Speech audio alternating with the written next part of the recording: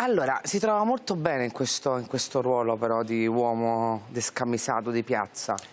Dottoressa Merlino, è estate. Volevate mettersi il cappotto per andare in giro a fare la campagna elettorale? Assolutamente no. Però insomma è vero che lei fa dei bagni di folla, cioè rispetto a tanti altri leader, lei è molto in mezzo alla gente. Ci mancherebbe, io credo che qualsiasi politico dovrebbe stare in mezzo alla gente. Se addirittura gli altri non ascoltano gli elettori neppure durante la fase di una campagna elettorale e stanno sempre chiusi nei palazzi, è colpa loro, mica è una colpa mia che vado in mezzo alle persone. L'ultima volta che venne mi sono segnata cosa mi disse. Mi disse che lei non aveva l'obiettivo di superare gli altri, ma di avere un buon risultato. Beh, devo dire che qualcosa è cambiato, insomma, lei può passare alla storia come l'uomo che impedisce alla Meloni di fare strike, perché se ho capito bene al sud sta cambiando, i sondaggi non si vedono, non se ne parla, ma al sud, se ho capito bene l'aria che tira, sta cambiando proprio la musica, o no? Guardi che impedire alla Meloni di andare a governare, fermo restando che lei ha piena legittimità ad aspirare al governo dell'Italia, però dopo quello che è successo l'altro giorno al Parlamento europeo hanno votato a favore di Orban, una involuzione democratica, riforme che ovviamente sono assolutamente illiberali. Sono assolutamente preoccupato, ancora di più di prima, perché prima si trattava soltanto di ricette inadeguate, secondo me, inidonee a risolvere e a migliorare il Paese, anzi rischiavano di peggiorare. Adesso invece c'è addirittura una prospettiva, un'idea di democrazia. Ci devono dire, io li ho invitati, io non ho detto non potete governare, ho detto scusate, mi dite è un errore politico quel voto, può capitare, una confusione nel Parlamento europeo, una, come dire, malintesa solidarietà verso un amico di una famiglia politica, ma di fronte a quella relazione dettagliata, voi sposate quell'idea di democrazia, per me siete inidonei a governare l'Italia. Guardi, mi fate vedere la copertina dello Stern, così vediamo se lui è d'accordo con... Perché lo Stern, questo grande settimanale tedesco che lei conoscerà, ha fatto una copertina su Giorgia Meloni, che credo sia uscita oggi, in cui mette la Meloni con la frase sotto "la donna più pericolosa d'Europa". Lei lo pensa? C'è un pericolo? Guardi, posso dire, da cittadino italiano, quando i testate straniere ci danno i voti, iniziano a fare questi discorsi, mi viene un po' l'orticaria. Diciamo che io vorrei che i cittadini italiani si rendessero conto di questa svolta che c'è stato l'altro giorno, ma che gli altri ci debbano dare patenti a noi, questo non lo accetto. Senti, Letta ha detto in un'intervista che insomma, il fatto che lei al sud sta andando così bene è un bene perché rende contendibili quei seggi. Ieri, tra l'altro, è venuto a trovare, ogni volta che viene lei, il giorno prima viene Bersani, è una strana cosa che succede. È lei che invita. Sì, è che so scherzo, ma non lo faccio apposta. Che succede? Che lui mi dice sempre la stessa cosa, cioè lui ci è rimasto malissimo che non siete riusciti a fare una vera alleanza strutturale, ma lo possiamo far sentire a Bersani, così lei mi risponde su questo, perché Bersani però sta pensando al futuro, secondo me. Guardi un po'. Avrà pensato, come tutti noi, che forse se con i 5 Stelle le cose fossero andate in maniera diversa, anche la storia sarebbe diversa, o no? Ci ha pensato? Figuriamoci se non ci ho pensato, è un anno e mezzo che lo dico. Però adesso guardiamo la situazione come oggi, poi domani non buttiamo certo via questa prospettiva. Già oggi io credo che il fronte delle forze alternative alla destra non sia minoranza nei voti reali. Insomma, mi sembra che dica a Bersani, scordammoci il passato, come diceva le parti mie, e pensiamo al futuro, perché se queste Stelle vanno bene a queste elezioni, come molti cominciano a dire, il PD se la cava, come molti pensano, e alla fine poi Calenda e Renzi prendono il loro. Se effettivamente ripensate post voto un'idea di campo largo, beh, ci potrebbe essere un'alternativa a questo dilagare del centrodestra, anche perché lei mi ha appena detto che ha paura che siano davvero inadatti quelli del centrodestra a governare questo paese. Ma guardi, per quanto riguarda la prospettiva futura, l'ho detto più volte, dopo la reazione cinica e incomprensibile che questo gruppo dirigente del PD ha avuto, è assolutamente difficile far finta di nulla, sedersi a un tavolo e pensare di poter collaborare. Per collaborare e costruire qualcosa di serio per il Paese occorre rispetto della reciproca dignità e fiducia. Io la fiducia l'ho persa completamente, ma insieme a tutta la comunità politica del Movimento 5 Stelle nei confronti di questo gruppo dirigente. Però c'è un aspetto, guardi, su questo io le chiedo qualche secondo, perché sì, lei da quando è iniziato ha parlato per 2 volte il Sud, il Sud. Allora, Sì. se posso avere una telecamera, 10 secondi vorrei chiarire questo passaggio. Mi vorrei rivolgere direttamente a tutti i cittadini del Nord e del Centro-Nord. Guardate, questa è una grande mistificazione. Ci stanno schiacciando sull'immagine del partito del Sud per il reddito di cittadinanza. A parte che percettori del reddito ce ne sono anche al Nord, è un sistema di protezione sociale di cui avevamo bisogno. Però attenzione, fatemi capire, noi abbiamo portato le pensioni da 500 a 780, la pensione di cittadinanza minima. Adesso proponiamo di detassare le pensioni fino a 1.000 euro per renderle più pesanti, quelle minime, quelle basse. Ma i pensionati sono solo al sud o sono anche al nord? Ancora, il super bonus, sapete qual è la regione che ha beneficiato di più e ha aperto più cantieri? Il Veneto. I 630.000 nuovi occupati del super bonus, secondo voi si sono distribuiti più al sud o più al nord? Ancora, durante la pandemia era in ginocchio... Posso parlare un secondo perché è interessante questa cosa che sta Però facendo. Cioè, lei praticamente mi sta concetto. dicendo che lei non le bastano i voti del sud che già pensa di avere ormai acquisito, sta facendo in questo momento campagna elettorale al nord. No, io non sto facendo campagna, io sto dicendo dei dati reali e sto distruggendo una mistificazione che ci vuole schiacciare come il Partito del Sud. Durante la pandemia chi era più in ginocchio? La Lombardia. Guardate che quei 130 miliardi erogati, 140 miliardi che io responsabilmente con 5 variazioni del bilancio ho messo a terra nel Paese sono andati soprattutto al nord. 209 miliardi che ho portato dall'Europa, solo 80 miliardi, diciamo la verità, vanno al sud.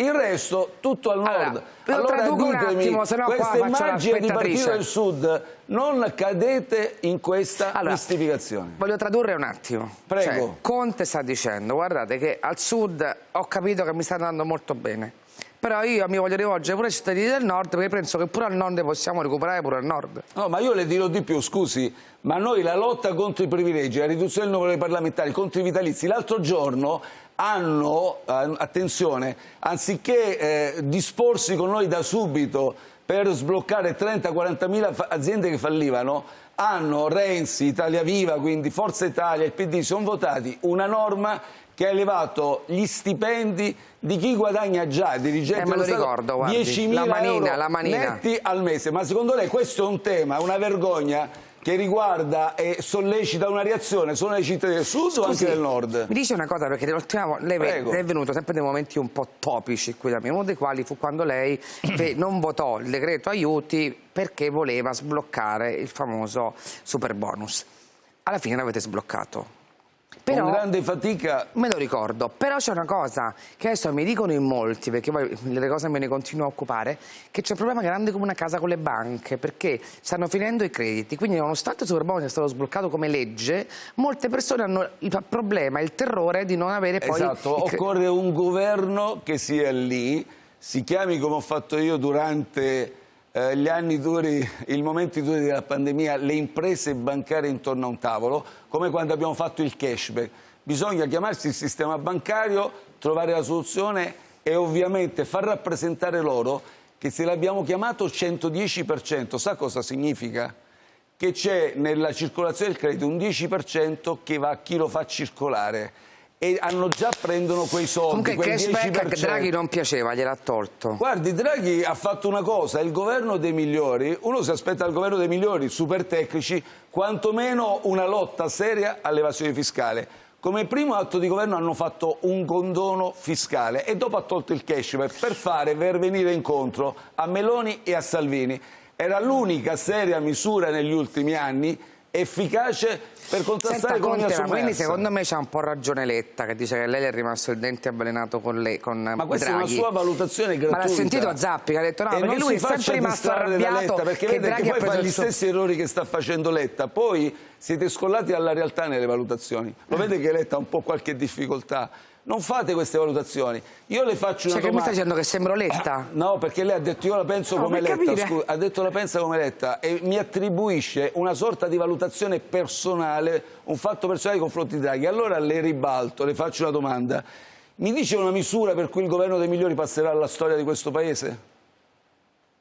Vabbè, la gestione della pandemia. Ha completato la campagna vaccinale, l'abbiamo avviata noi, poi?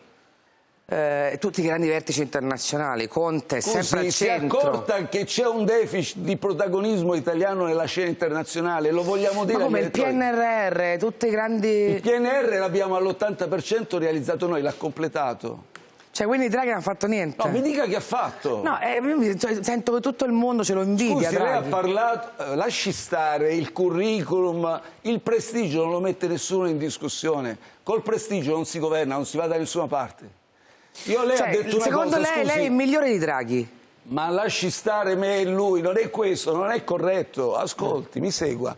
Lei ha detto una cosa, nella scena internazionale, in queste ore, ma vi siete accorti che tutti i leader occidentali hanno preso una posizione su Putin? Ma quel poveretto fa gli l'unico che affari non ha parlato è Draghi. Ma fa gli affari correnti, lei l'ha fatto cascare. Ma perché ma che sta dicendo? Sulla dichiarazione di Putin è un affare corrente. Ha parlato Putin alla nazione, tutti hanno preso posizione nel mondo occidentale, Draghi è desaparecido. Allora, Draghi ha parlato a New York, ha detto che c'è la Che ha linea detto rossa. su Putin? La linea rossa da Ma qui c'è da commentare, ma ha visto che c'è un'escalation militare? Scusi, ma ci rendiamo conto che stiamo Enrico andando... dato lo statista dell'anno, lei lo sta trattando come uno sfigato. Una fondazione? L'ha acclamato statista dell'anno, una fondazione newyorkese? Vabbè, e non gli piace Draghi, che dobbiamo fare? Ma che cosa c'entra? Io non voglio fare l'avvocato di non la metta su questo piano, perché sennò sembra un fatto personale. Stiamo parlando del governo dell'Italia, allora, stiamo parlando della strategia internazionale. Cioè lei mi sta dicendo, quel governo non l'ho fatto cascare per un capriccio. Guardi, mi deve rispondere sull'escalation militare, qual è la strategia italiana? Ho capito il suo argomento, cioè lei mi sta dicendo, secondo alcune ricostruzioni ho fatto cascare quel governo per un mio capriccio o perché volevo ritornare alto nei sondaggi. In realtà io ho fatto invece... No, ma appunto ho fatto una valutazione di merito sul fatto che questo governo non ha portato a casa risultati. Lei legge i grandi giornali, rimane fuorviata, si fidi, guardi. Smetto, che mi consiglia? Ma secondo lei, io voglio dire, agisco per motivi personali. Noi con un'intera comunità 5 Stelle che siamo scomodi a tutti, le faccio un'altra domanda. Abbiamo fatto un fallo di reazione. Che reazione, scusi? Abbiamo portato un'agenda politica, un documento serio, con 9 punti. Questo me lo ricordavo. Da febbraio e marzo gli stiamo dicendo guarda che sta succedendo in Italia, guarda l'emergenza energetica. Se non abbiamo un negoziato di pace il conflitto lo chiudiamo e la recessione ci distruggerà tutti.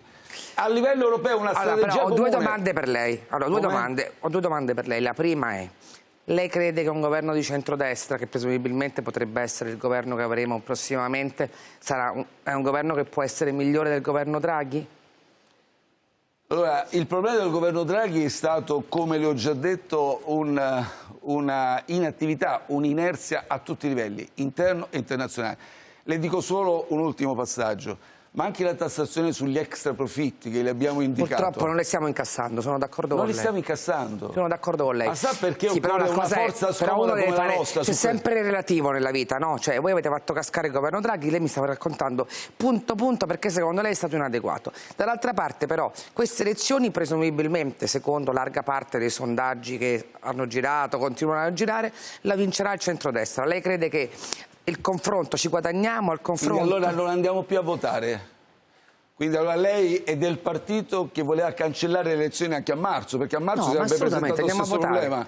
Quindi cerchiamo di capire, siamo in democrazia, prima o poi bisogna votare. No, ma andiamo a votare, 5 Stelle andrà pure molto bene probabilmente, però rimane il fatto che noi passiamo dal governo Draghi quasi certamente a un governo Meloni, Salvini... A marzo sarebbe stato peggio, guardi, le dico perché se qualcuno come lei sta accarezzando questa prospettiva, allora cerchiamo di guardarla in faccia. Con un governo che... Non accarezzo niente. Va bene, comunque diciamo qualcuno può essere... Ci sono le prefiche di Draghi, quelle che si strappano i vestiti e vivono di vedovanza. Sono tranquilla, vivo serena. No, sicuramente Renzi e Calenda lo sono, non mi riferivo a lei. Ecco. Però a te, perché stanno parlando di Draghi, vendono in questo momento una campagna elettorale, un prodotto politico agli elettori che non esiste. Draghi ha detto l'agenda Draghi. Non sono disponibile, non ho scritto l'agenda, sto metodo scordatevelo perché non è più applicabile. Quindi loro continuano invece a parlare di Draghi e stanno prendendo in giro. Quindi le prefiche hanno preso un granchio, benissimo.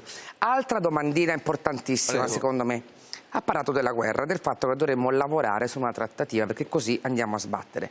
Ma io le chiedo una cosa, lei avrà sentito come me ieri mattina Putin, l'escalation, oggi Medvedev che dice... Sono molto preoccupato. Anch'io. Allora le chiedo, ma secondo lei davvero c'è modo di portare a un tavolo vero di trattativa e di pace un signore come Putin che è fuori controllo? Guardi, ascolti, qui di certo con la strategia che stiamo perseguendo, una strategia, chiariamolo, anglo-americana, dove noi pedissequamente... Cioè manca l'Europa. Ma è ovvio, l'Europa, l'Unione Europea è completamente assente, ci ritroviamo in una congiuntura particolare in cui noi ci siamo ritrovati col super tecnico curriculato. Macron ha cercato di fare quello che ha potuto fare, perché ha cercato di... Macron non ha una visione, ha una visione dell'Unione Europea, eccetera.